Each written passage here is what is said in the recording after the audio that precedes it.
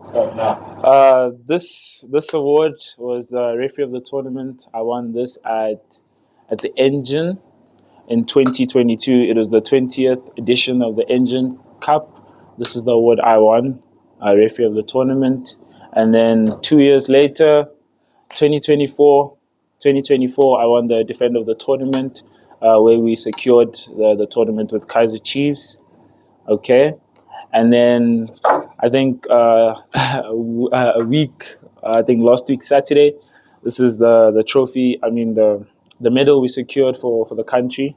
This is the COSAFA Under 20 Championship. This is the gold medal and the trophy we won for the country. And this is the medal I got from there. yes. Gopolang, welcome to City Press newspaper offices, and thanks for accepting our request for interview. First thing first, congratulations for winning the COSAFA Cup Thank you. Under Thank you 20 very much. Championship. Thank you very much. Share the feeling of being a regional champion. Firstly, thank you guys for having me. I think, being cold here, that means I've done something, and thank you very much for having me. The feeling is still unreal. I think I've only been home for, I think, like 4 days, and, it still just feels unreal. It all feels like a dream, but I think I'm just so happy, to contribute just a small, happiness to South Africa and, to the larger artists general. I'm very, very happy. And I mean, of course, playing for the national team, achieving, coming back with such a big achievement, it naturally turns you into a national hero. Are you still pinching yourself at the fact that you've represented your country, as beautifully as you did? Yeah, for sure. I think every day you wake up and you go check that medal if it's still there, or are you dreaming? But I think, yes, every day, I think also very, very happy, as I say, very, very happy, very, very grateful, for the opportunity to be able to represent the country, because there's so many good footballers out there, and I was chosen to represent the country. And I think the least that I could have done was come back with a medal and, help the team qualify for AFCON 2025. And not many people would know that. I mean, today you are a national team player who actually came through the ranks of the game. You started off as a match official, as a referee. At one point, you are a center referee. One moment, you are running the line as the assistant referee. As I say, I always, the funny thing is my mentor always used to say that we all want to go to Cape Town, and sometimes it's just about taking different routes. And I think that was my route to getting where I am today and telling my story. So I think some people would walk, some people will fly to Cape Town, and, and I think that was my story, and that was the way I think got to where I am today. And yeah, it was all a journey, and I enjoyed it, and I did it with a smile. And how did you become a ref? Where did this thing start? So yeah, how did I become a ref? I think it started in 2021. It started off with my brother. Yeah, my brother was playing in a team called Josie Stars that used to play out of Mo Park. Yes, and then from there, it was just straight after COVID. So I think referees didn't show up for certain games. So the coaches used to agree and say, no, let's have someone ref. By then, I used to be there supporting my brother. And then the coach used to be like, no, Gopolang, just ref the game. And then if we're not happy with the results, we can just write to the league that the referee didn't show up. So, they'll have to reschedule. And after the games, most of the times, both teams are happy with what I did. And then, the coach told me, he said, no, I'm also a referee. Coach Moaz told me, no, I'm also a referee. And if you're interested, you can take a course. And then if you don't like it, you can leave it, And then from there, that's what happened. I took the course at Old Eds. I passed my level 1. I think I got like 90 or 95 out of 100. And then from there, I registered for the Rand Central Association. That was, yeah. And then, I met a very, very good guy called Mr. Abraham, who used to be the convener, the referee convener. I think welcomed me very well there, with all those, older referees and then from there, that's when I started refereeing, and then, I started doing, what is it called? I think it's called regional, Hollywood regional. That was like, we used to call it SAB back then. Mm-hmm. So I started doing those games, and I got, experience, sometimes be inside, be on the line, because they told me that you're still very young, so we'll put you in both places so that you never know. As a referee, you need to be able to be inside, on the line, and also be a fourth official. So as we speak, you are well versed with the rules of the game. Yes. And I mean, how do you now balance as a player? And sometimes players are tricky. Sometimes you try to trick match officials. How do you balance between the two now that you are on the other side of the game? I always believe in something called respect. I think, you have to have respect for the game, respect for yourself, respect for the opposition, and a respect for the referees. And I think, it was, at first, I couldn't deal with it because, there's some decisions and you're like, man, the laws of the game say one thing and this is how he officiated. But I just came to par with it and saying that, he's growing as much as I'm growing. He's a referee also. He's a person. He's going to make mistakes. And, as at club level and at national team level, I always, the coaches always used to tell you, just leave the ref alone. You do what you're there for, do the job. And then if the ref decides to go otherwise, that's something that you can't control. And that's what I've learned to it. And, after games, I do have conversation with referees, and I ask them, and we have a talk, and it becomes very nice. Yeah. And I'm sure you've there's a point where sometimes your teammates will come rushing to you to say, "Hey, Gopolang, did the referee make the right decision?" I think that's every week. That is, yeah, most weeks, we, especially with not even our games, but with games, that we watch in the Premier League and games that we watch in the PSL. And yeah, if they see something, they would come and be like, "No, man, what? Like, explain. Like, I don't understand." And I refer them to the law book, and we talk about it, and I make them understand. Sometimes, yes, it's difficult because they are so thinking what they think is right, but sometimes they actually do understand, and they also look at the game in a different perspective. So, and then at the time when you were still refereeing, I would take you were not attached to any club. No, I did both. So I did refereeing and playing. So I was playing for Josie Stars at that time. Yes, I was playing at Josie Stars, right? Yeah, at that time. So I was still playing. It wasn't just a transition. I've been playing since the age of 7.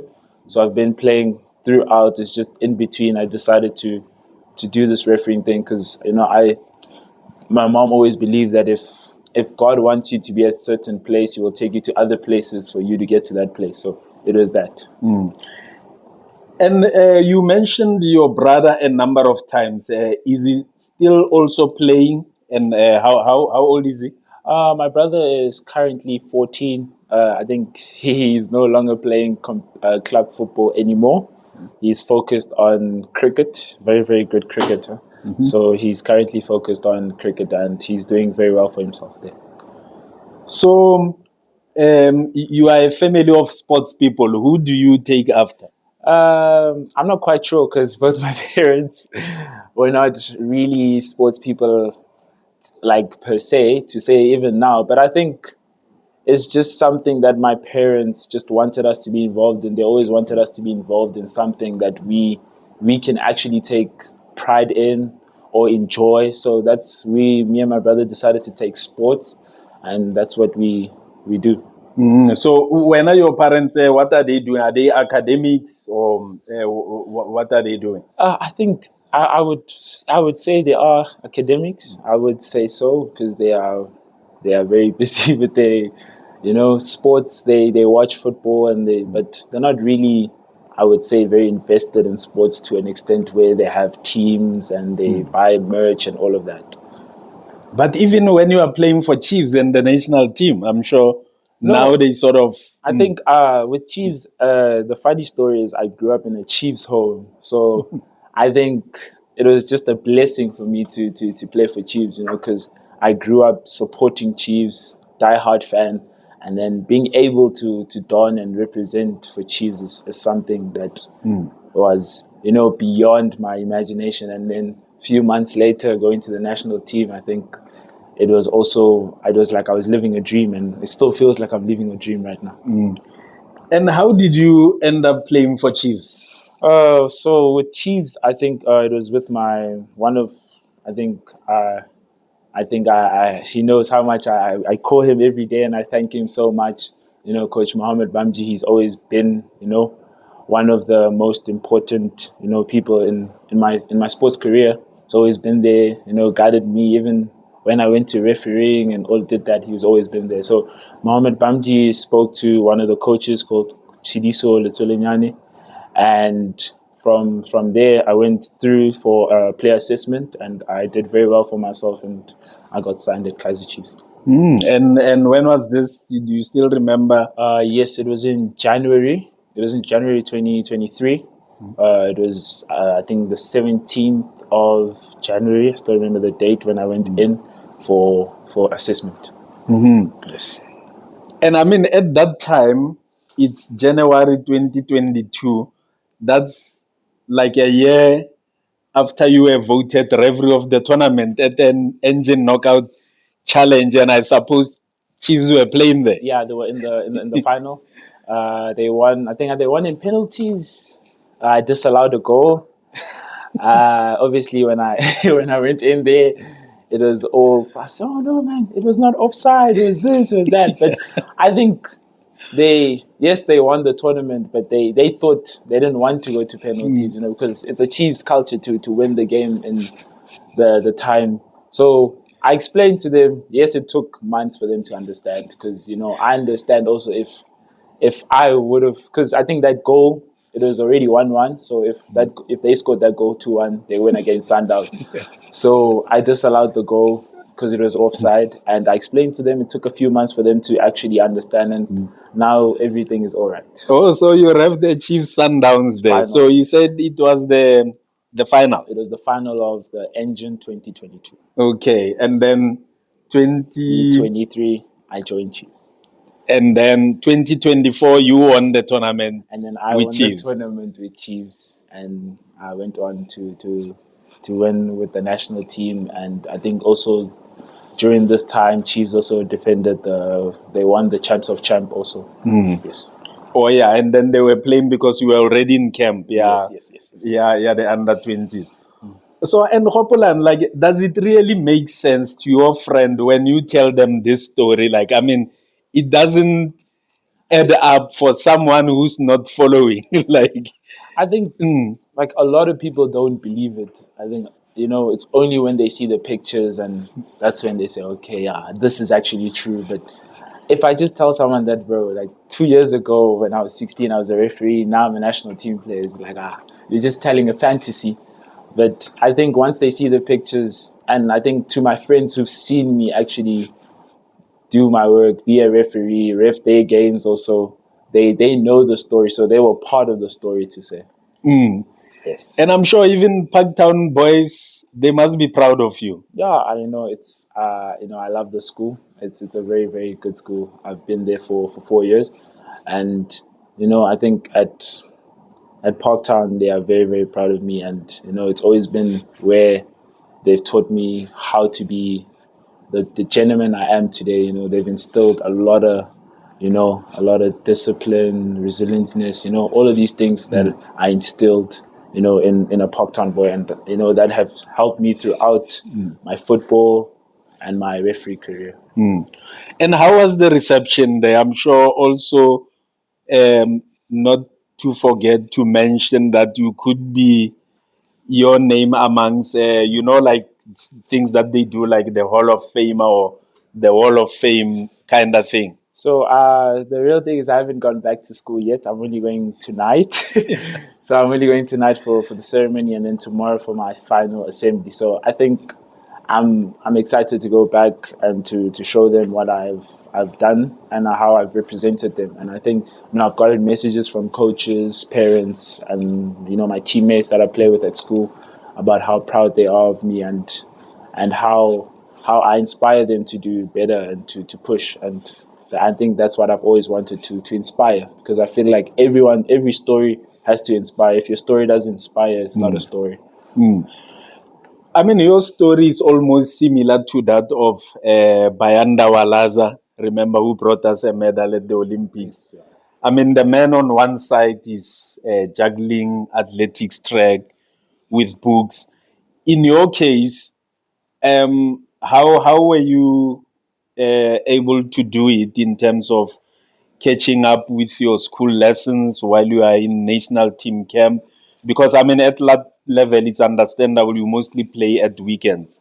So I think, this is what I mean. I come from a very great school. The teachers have always been on board, and I've always been very open to them, and they've always come up with, I remember the first time I went to Lesotho, I had tests and stuff to write, and, they made it so easy for me to be able to write the test and prepare. So the teachers have always been on board, and I've always been very honest to them, and they've always been honest to me and how much they can help me, and they've helped me so much, especially with times where I've been gone for national team, and also now when I come back, I got back and they've prepared Zoom lessons and all of that for me to be able to catch up, as I'm currently in matric. So it's a very important year, but they also make it very, very easy for me to be able to catch up and be where everyone is. So what's the next for you in terms of your academics and sports? Because obviously with the under-20s, you've qualified for AFCON next year. Yes, we're not sure as yet when are the dates and where. So I think for me, I've always gotten that question all the time. What's next for Gopolang? For me, I think it's always about growth. I think what's next for me is growth as a person, holistically, as a footballer, as an academic. It's just growth. I think yes, I do have a timeline. Yes, I want to be here, but I think every day when I wake up, I want to be better than I was yesterday. So I think the next for me is just growing. And then when you grow, when those opportunities come, you will be ready for those opportunities. So, and then another thing, where are you originally from? Are you from Jozi? No, originally I'm from a very small town just outside Maopani called Klepgat. Now it's part of the Northwest. It used to be part of Gauteng, and now it's part of the Northwest. I had my childhood there, and then came over this side, and I lived in Soweto, Pintville. And then from there, I've been, all around, and now I'm based in Parktown. Okay. Yes. So, and then in terms of your upbringing, like how would you describe your childhood? In terms of generally your life, how you were raised and stuff. I think I was raised very, very well. I think I wouldn't complain and say, no, I didn't have this. I think my parents, my family did such a great job, especially, making sure I had everything that I needed, making sure that, priorities are met, and, instilling good morals in me, So I think my childhood was great.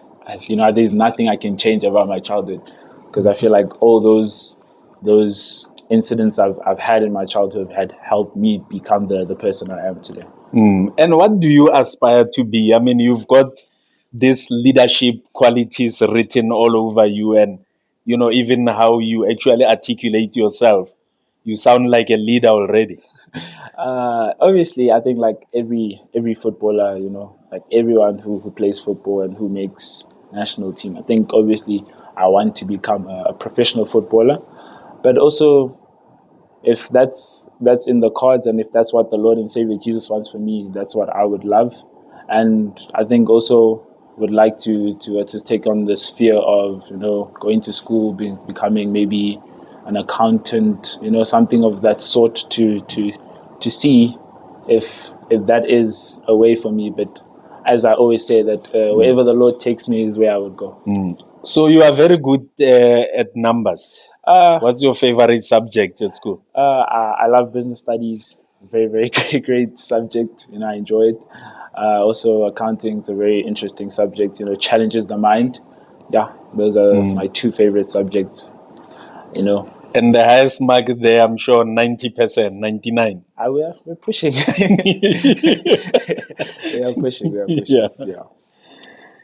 Yeah, no, man. Hey, great. Like you've got such an incredible story, and I mean, Gopolang, maybe on a different subject that is actually related to your other love, which is match officiating. What is your opinion um, on VAR? I think it's you know it's a great thing to have. I think it's going to take, obviously it has taken football to great heights if used properly, and I think VAR is it's the next big it's the big thing currently. It's the thing that you know I think in South Africa we need to take the football to the next level and also to take officiating to the next level. I think having VAR is going to open more doors for referees because you're going to need more referees. So it's going to open more doors and more opportunities, especially for guys who are refereeing at a lower level to get to the PSL, the reserve leagues, to the NFDs. Yes, that's what I think about VAR. And you had it there at Kosafa, ne? Was it there? So we you did have it actually in the experienced semi-final, playing semi-final, yes. under VAR, but there was no decision that was reviewed there. There was. We had, I think it was a goal in the final. Jody scored a goal, and then I think it took around a minute or two, and then everybody thought it was a goal. I think even the linesman, he spotted it very spot on. He said it was offside. Everyone was shouting at him and saying, "How's that offside?" And VAR reviewed it, and when you look back and you look at the tape, it shows that it was offside, and it was a great call. And then in terms of role models, people that you idolize right across your beats, your being match official, a player, who do you look up to? I wouldn't say I have role models. I say I have people that motivate me. So I have people that I've looked at their stories, and I think that story motivates me to be calm. So I think in terms of refereeing, obviously the best, and I think one of the best referees that we've ever had in South Africa. I think obviously Gomez was one of my inspirations. In terms of the way he officiated, I think he was hated by many, but his decisions was very spot on, and he went on to do great things for himself. And that's, I think, when I was in that space, that's where I saw myself. And then in terms of football, I think there is quite so many. I think from local to international, there's so many of them that you look at their stories and you're like, yes, this might be me. And yeah. And in a more personal note, I think it was my grandfather, such a guy that every day, you see him every day and you see this, you're like, this is the guy, this is what I aspire or want to be in terms of being a man. Yeah, no, what a story. And then lastly, I'm sure one day you look back at your life and say, this story is worth a book. This must be told in a book. Hey, I think this is just the beginning. I think there's going to be more for me, and I think if that's what at that point of time, if that's what needed to inspire and to give a story, then therefore I would for sure write a book about my story to inspire the next. Maybe you never know. You might inspire someone, and someone might change the world, might change the way they see their life, and so that's, yes, if that's what's in book for me, then I will for surely write a book about my whole life and explaining and detailed explanation on how everything went and what I thought. And who's your coach at Chiefs? Coach Matebula, ne? Yes, currently Coach David Matabula. And currently I also just moved up to the reserve side, so I'll be with Coach Vela Kumalo and Dylan Shepherd. Oh, okay. Yeah. So because the team before that is the under 8. It's under 19s. Under 19s, yes, okay. Under 19s, yes. Oh, okay. So you see, like I think things are moving at a fast pace for you. Like you've achieved so much, man, in a short space of time. I don't think it like that. I think when on a face value, a lot of people would say for sure, your things are accelerating, you're the next big thing. But you know, when you go back to when you were 8 and 9 and your parents driving you to football and seeing no results and, you know, all that behind the scene things that people don't see. For me, it was about time.